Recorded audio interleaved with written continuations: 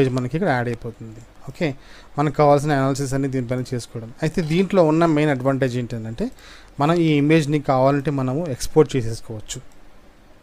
Save as ఇక్కడ మనకు కావాల్సిన ఫార్మాట్, ఫర్ ఎగ్జాంపుల్ జియోటిఫ్లో నేను సేవ్ చేస్తున్నాను. ఓకే,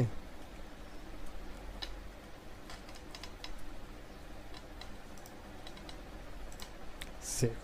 ఓకే, సో ఇది డైరెక్ట్గా మనకి డౌన్లోడ్ చేసేసుకోవచ్చు అనమాట. కానీ మనము ఇదే ఫంక్షన్ని మనము WMSలో కానీ WFSలో కానీ చేయలేము. That's it friends. మా వీడియోస్ కనుక మీకు నచ్చితే లైక్ చేయండి, సబ్స్క్రైబ్ చేయండి, షేర్ చేయండి. మీ అమూల్యమైన సూచనలు సలహాలు ఏమైనా ఉంటే కింద ఉన్న కామెంట్ సెక్షన్లో తెలుపగలరు friends. Thank you very much friends.